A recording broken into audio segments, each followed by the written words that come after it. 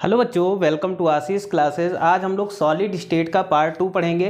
First part में हमने solid state में मॉलिक्यूलर सॉलिड तक हम लोगों ने पढ़ा था। अब उसी में आगे कंटिन्यू करेंगे, यानी पार्ट 2 में हम लोग क्या पढ़ेंगे, तो पार्ट 2 में हम लोग पढ़ेंगे आज आयोनिक सॉलिड और मेटालिक सॉलिड के बारे में हम लोग पढ़ेंगे। तो सबसे पहले आइए हम जान लेते हैं कि आयोनिक सॉलिड क्या होते हैं। ठीक है, तो जैसा कि आयोनिक सॉलिड लिखा है तो मतलब यहाँ पर आयंस होंगे, यानी ऐसे सॉलिड जो आयंस के थ्रू बनते होंगे, है ना, तो वो हमारे आयोनिक सॉलिड होते हैं। जैसे यहाँ पर एग्जांपल की बात कर लेते हैं, NaCl, KBr, NaOH, MgO, CaCl2 are ionic solid. ये जितने भी एग्जांपल या कंपाउंड हमारे दिए गए, ये सारे कैसे सॉलिड हैं, ये आयोनिक सॉलिड के एग्जांपल्स हैं। फर्स्ट पॉइंट हो गया हमारा। सेकंड पॉइंट इसमें देख लेते हैं, दीज कंटेन ओनली आयन। देखो आयोनिक सॉलिड है तो कॉमन सी बात है, ये आयन को कंटेन करेंगे, है ना।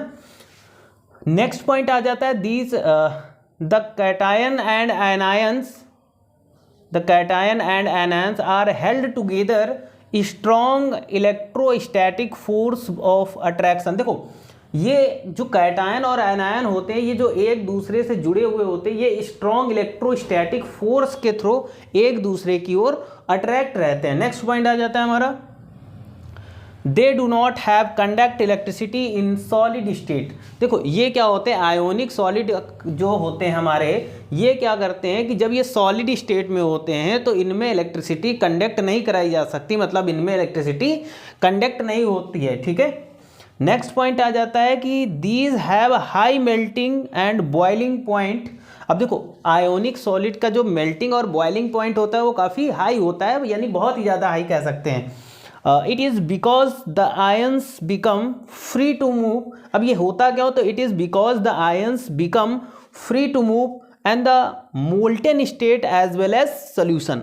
ठीक है, नेक्स्ट पॉइंट आ जाता है, द सॉलिड्स आर हार्ड। ये जो सॉलिड होते हैं ये कैसे होते हैं, हार्ड होते हैं, यानी काफ़ी कठोर टाइप के होंगे, यानी हार्ड सॉलिड होंगे। Next point, they are highly soluble in water. ये पानी में जो होते हैं हाईली सॉल्युबल होते हैं, लेकिन अगर हम किसी पोलर सॉल्वेंट की बात कर लेते हैं, आगे बात कर लेते हैं, other polar solvent having high dielectric constant but insoluble in organic compound. मतलब क्या होगा कि अगर हम आयोनिक सॉलिड की बात करते हैं तो ये वाटर में तो सॉल्युबल होते हैं, लेकिन अगर कोई इनऑर्गेनिक कंपाउंड होता है तो उसमें ये क्या होते हैं, इनसॉल्युबल। लेकिन कुछ इसमें एक्सेप्शंस आपको देखने को मिलेंगे, जैसे यहाँ पर कुछ एक्सेप्शंस देखने को मिलेंगे। There are few exceptions ions also, जैसे PbSO4,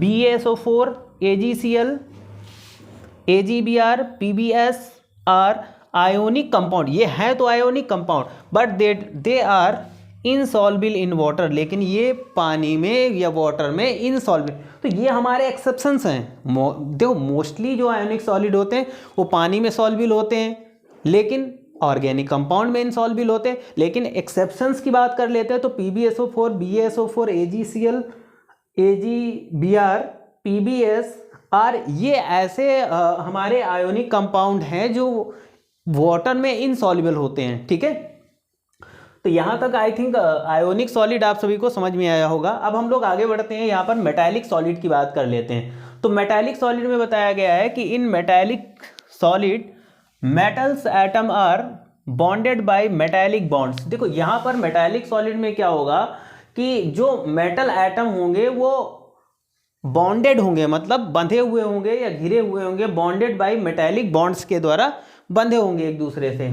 नेक्स्ट पॉइंट इसमें क्या आ जाता है, the metallic crystals contain metal ions and free mobile electrons. देखो जो मेटालिक क्रिस्टल्स होते हैं कंटेन मेटल आयंस, ये मेटल आयन को कंटेन करते हैं और क्या करते हैं, एंड फ्री मोबिल इलेक्ट्रॉन्स। और इसमें क्या होते हैं, फ्री मोबिल इलेक्ट्रॉन्स होते हैं। ठीक है, थर्ड पॉइंट आता है, they are malleable and ductile. ठीक है, मेटालिक सॉलिड क्या होते हैं, ये एक तो मैलिएबल होंगे और क्या होंगे, ये डक्टाइल भी होते हैं। ठीक है, नेक्स्ट पॉइंट आ जाता है, they are a good conductors of heat and electricity due to free moment of electrons throughout the crystals. अब देखो नेक्स्ट पॉइंट हमारा इंपॉर्टेंट ये हो जाता है कि they are good conductors of heat and electricity.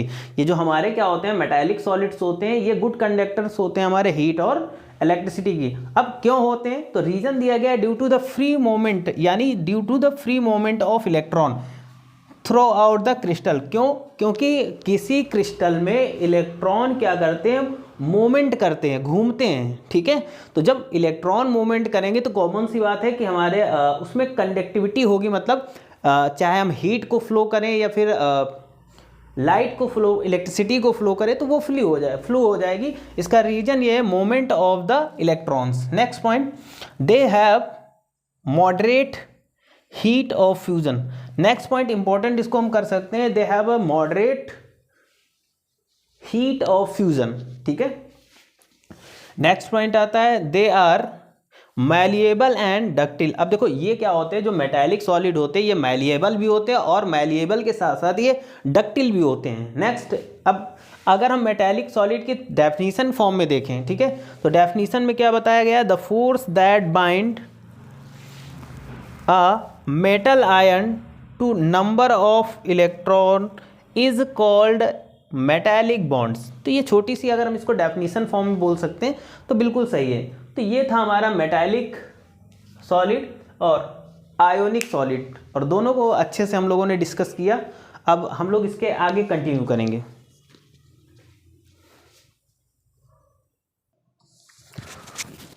आगे पढ़ेंगे हम लोग, आगे पढ़ेंगे मेटालिक लस्टर, ठीक है। अब मेटालिक लस्टर क्या होता है, तो इसमें समझ लेते हैं, when light falls on surface of a metal the mobile electron absorb. यानी इसमें ये बताया गया है कि when light falls on the surface, जब क्या होता है कि सरफेस पे लाइट हमारी फॉल्स होती है तो क्या होता है, द मोबिल इलेक्ट्रॉन एब्जॉर्ब, यानी वहाँ के जो मोबिल इलेक्ट्रॉन होते हैं वो एब्जॉर्ब करते हैं किसे, फोटोन ऑफ विजिबल लाइट। यानी विजिबल लाइट के जो फोटोन होते हैं उनको क्या कर लेते हैं, ये एब्जॉर्ब कर लेते हैं। Electron start vibrating at a frequency equal to the that of incident light. अब देखो जैसे ही ये क्या करेंगे कि फोटोन को एब्जॉर्ब करेंगे, वैसे ही क्या होगा, इलेक्ट्रॉन स्टार्ट वाइब्रेटिंग, इलेक्ट्रॉन क्या करेंगे, वाइब्रेट करना स्टार्ट कर देंगे। The vibrating electron emit electromagnetic radiation. अब जो वाइब्रेटिंग इलेक्ट्रॉन्स होंगे वो क्या इमिट करते हैं, वो इलेक्ट्रोमैग्नेटिक रेडिएशन को इमिट करते हैं in the form of light. The metal surface begins to shine. और फिर क्या होता है कि मेटल सरफेस हमारी क्या होती है कि शाइन करने लगती है, ठीक है। तो ये रहा हमारा मेटालिक लस्टर के बारे में। आगे चलते हैं, सेकंड पॉइंट है हमारा थर्मल कंडक्टिविटी, ठीक है। तो थर्मल कंडक्टिविटी का मतलब क्या होता है, यहाँ पे हम समझ लेते हैं, व्हेन मेटल्स इज हीटेड, यानी जब हम मेटल को क्या करते हैं, हीट करते हैं, the kinetic energy of electrons in that region increase. तो देखो जब हम किसी मेटल को हीट करते हैं तो वहाँ की जो काइनेटिक एनर्जी ऑफ इलेक्ट्रॉन, यानी इलेक्ट्रॉन की जो काइनेटिक एनर्जी होती है in that region of increases, ठीक है। The energised electrons move towards the cooler part of metal and give their excess kinetic energy to electrons present in the cooler part. Now the electrons in cooler part get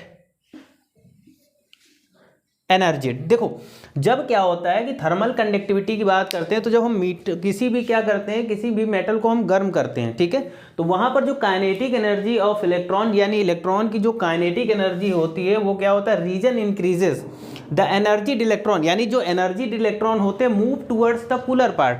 मतलब जैसे देखा होगा किसी metal को हम गर्म करते हैं तो जैसे इधर हम गर्म कर रहे हैं तो उधर क्या होता है कि जो कूलर पार्ट होता है, यानी जो ठंडा वाला पार्ट होता है वो धीरे धीरे में क्या होता है, गर्म हो जाता है, एनर्जीड होता है, ठीक है।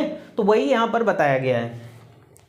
नेक्स्ट है पॉइंट है इलेक्ट्रिकल कंडक्टिविटी। इलेक्ट्रिकल कंडक्टिविटी क्या होता है, इन मेटल क्रिस्टल, अगर हम किसी मेटल क्रिस्टल की बात कर लेते हैं, electrons move equally in all directions, ठीक है। किसी भी मेटल क्रिस्टल में क्या होता है कि जो हमारे इलेक्ट्रॉन होते हैं वो इक्वली ऑल डायरेक्शंस में मूव करते हैं। बट व्हेन पोटेंशियल डिफरेंस, लेकिन जब potential difference is applied across a metal, जब किसी मेटल के ऊपर पोटेंशियल डिफरेंस क्या होता है, अप्लाइड होता है, तो across a metal the electron move towards the positive electron. तो देखो जब यहाँ पर पोटेंशियल डिफरेंस अप्लाई किया जाता है तो इलेक्ट्रॉन पॉजिटिव इलेक्ट्रोड की ओर जाते हैं, ठीक है। द मूविंग इलेक्ट्रॉन्स कैरी, जो मूविंग इलेक्ट्रॉन होते हैं ना, जो इलेक्ट्रॉन क्या करते हैं, मूव होते हैं, मतलब मूविंग करते हैं, वो electron, moving electron carry electric current from one point two another, ठीक है। तो वो जो मूविंग पार्टिकल्स होते हैं या मूविंग इलेक्ट्रॉन्स होते हैं वो करंट को एक इलेक्ट्रिक करंट को क्या करते हैं, एक पॉइंट से दूसरे पॉइंट पर क्या करते हैं, वो कैरी करते हैं, ठीक है। तो आज सेकंड टॉपिक में हम लोगों ने क्या पढ़ा, काफ़ी कुछ पढ़ लिया, ठीक है। तो अब इसके आगे नेक्स्ट पार्ट में हम लोग आगे पढ़ेंगे। तो यहाँ तक आई थिंक सबको समझ में आया होगा, और डेफिनेशंस जो भी लिखी गई बहुत ही इजी लैंग्वेज में लिखी गई हैं और आपको समझाने की पूरी कोशिश की, ठीक है। तो आज के लिए इतना ही रखते हैं।